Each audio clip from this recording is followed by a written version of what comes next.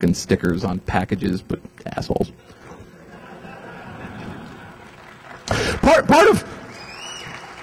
Part of being a historian is that you quickly learn to become a hater of all things. And you realize we're on a small boat in a world of shit and there's a leak. But I soldier on. What would happen is, originally they're just kind of having fun with it, right? And they're cracking and they're letting you know about their incredible software. No, dude, it gets better. And everyone say goodbye to the creator of zero-day products. And tell your dad I said hi. Anyway, so here, Crackman cracked things, right, and tells people that it was supplied by Reese's Pieces, which is a terrible name for a pirate, but what are you going to do? Buttercup was taken. And it was protected by a commercial product called Lock It Up 50, and he goes, what a joke, right? So not only is he sufficient to crack it, but he's also got to say, and they were stupid when they did it. Fuckers, right? That is a very noticeable shift. That's from, dude, we did it, to, they didn't, that wasn't even a challenge, motherfucker. Bring it on. This led to something called spiral tracking, which I'm not going to go into right now. Anyone know spiral tracking? Oh boy, and your eyes still work? All right, fine. Spiral tracking was where they changed how the drive worked so that, in fact, it would write in a spiral instead of a series of tracks. It would actually go in a spiral. All right, so if you used any other software except for the software itself to figure out what it was, it looked jumbled. And it was a big, happy, wonderful day in Pirate Land when someone figured this out and everyone else got it. Again, these guys are now turning towards the very places that are assaulting them to say, or saying that it's terrible to do, to go, fuck you. So here they're going, yeah, we're totally guilty of software piracy. It's a presentation. All right? And then we get this, right? Recracked by the disc jockey. Learn to crack right freeze. Also, if you take out the author's name again to put in yours, I'll break all your arms and legs. No kidding. Sincerely, the disc jockey. Now they're turning on each other. Right? Now you're seeing this thing where not only are they like, fuck you, but they're going to each other and going, fuck you. This is not a long-term success plan. But here they are doing it, right? Similarly, once again, here's a case where it's like cracked by Hot Rod of Black Bag. Black Bag was awesome, by the way. But on the left and right, there's Laws and Torch hanging by their hands. Fuck those guys. Enjoy Captain Goodnight. Fuck Laws and the Torch. All right, interesting message. They didn't stop with it either. Here's the Torch getting Space Station. Yellowbeard. Anyway, so now, also the credits are kind of fun, aren't they? You got someone who cracked it, you got thanks handed out, and the title page is now being done by a separate guy. Right? Just so we go off for a moment, understand that after a while, you start having people who are doing nothing but making title screens. You have people who are doing nothing but making cool programs that run before the main program run, and then we have what we now call the demo scene. That's where it comes from, just so you know. Because what happened is, eventually the guys making the title screens were like, fuck you pirates, you don't even have good distribution. I'm just making cool title screens for no good reason. Yeah! Fuck you! That long-term strategy actually worked. So they ended up not going to jail and having demo scene. So I just wanted to pass that out because the demo scene rules. So ragging. Here's a bunch of home phone numbers of other pirates, including Hitman's mom. The Bits Mom. Rag on all these losers.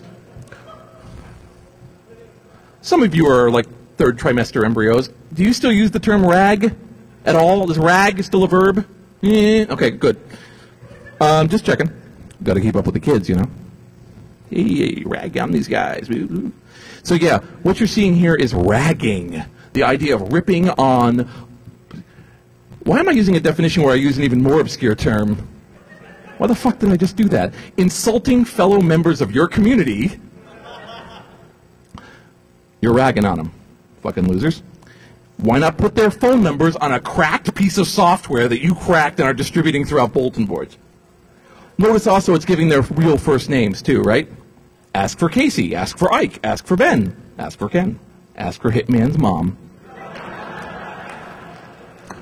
Also, I'm fairly sure, and again, this is an analysis from a ways away, when it says fake Sandman, be aware that at the time there was a lot of credence put into your handle. So if two people chose a name, you know, a really unique name like Sandman, you would track that motherfucker down and tell him to stop it.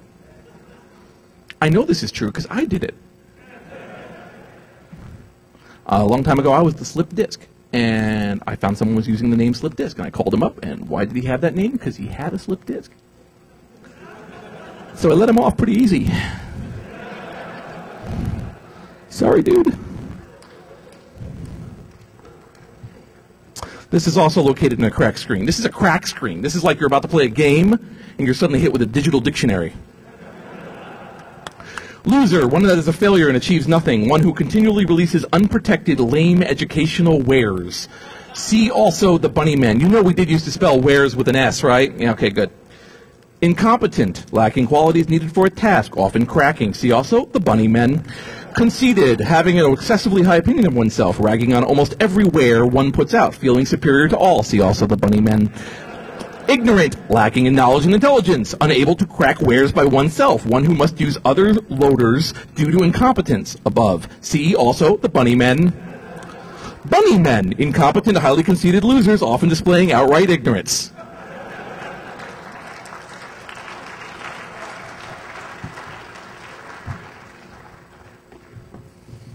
I'm going to let you finish that, but Dan Kaminsky had one of the best talks of all time.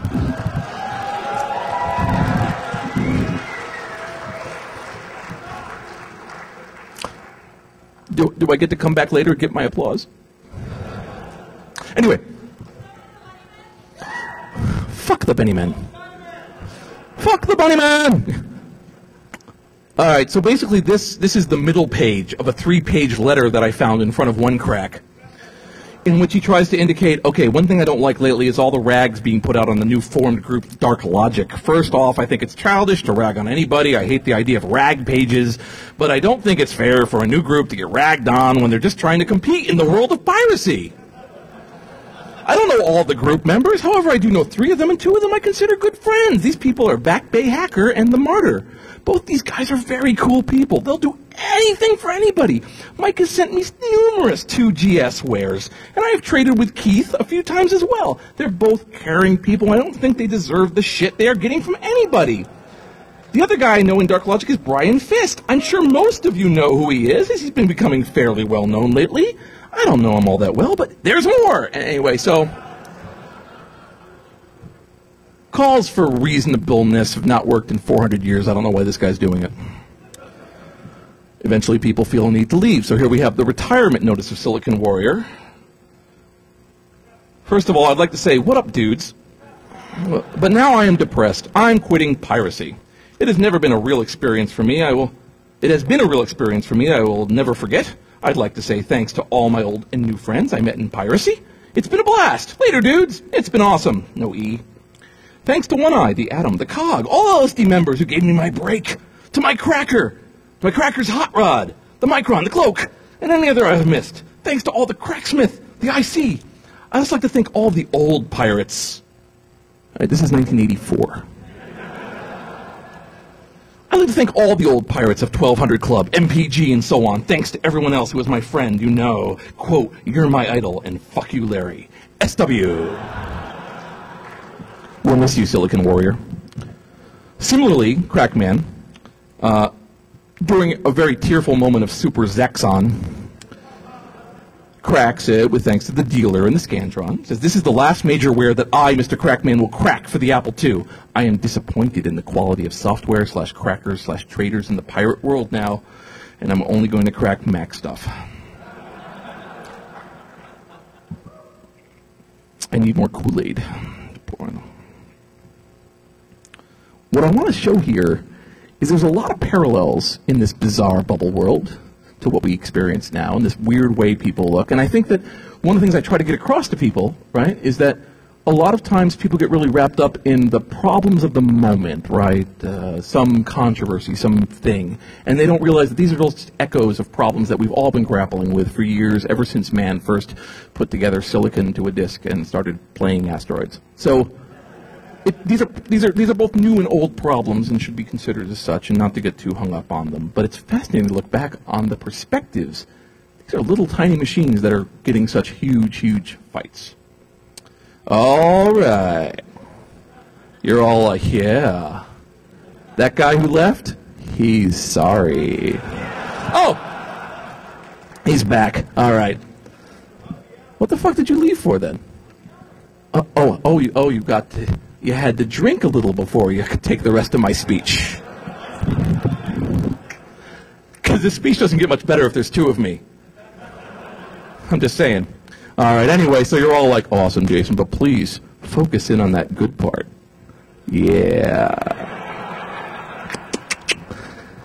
All right, Mirjam and Karen Van Blah on Playboy, September 1989, available at Rusty and Edie's. 14 lines, 762 megs. Columbus, Ohio. Rusty and Edie. It's a different kind of BBS. We're the friendliest BBS. Okay, so Rusty and Edie's was one of the largest computer bulletin boards in the 1990s. We're moving forward to the 1990s now. And what you had was computer bulletin boards, of course, were originally single-line affairs run by hobbyists. But over time, an industry started to pile up. And then there became what I call super BBSs. BBSs in which you'd have more than, say, 20 lines, 30 lines, 40 lines, 60 lines. Bearing in mind that multi-user systems are not in vogue yet, meaning a system per line. So they have a whole bunch of ads, and they let you know about what they've got. And one of the things they mention is they have 3 gigs of adult graphics. Now this is 1994. All right? They are fucking rocking it, right? We're a couple burnouts in the 60s. We didn't like rules then, and we don't now. We live by 3 no's. No censorship, no rules, no hassle. Yeah. Now, I know some of you were like, that's right, put up your feet and enjoy yourself, it says, okay? And you're like, well, what the fuck did that look like? Oh, I have to mention this too, by the way. In this perspective of looking back on things, numbers are pretty crazy stupid. So I just put this in here just to mention 10 megabytes, $695. That's your only question. It's only $695?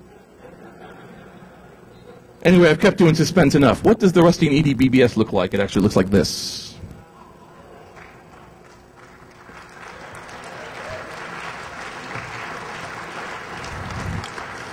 I don't want to leave the screen yet, but okay, if you look over to the right, you see that everyone see the screen on the far right, all right?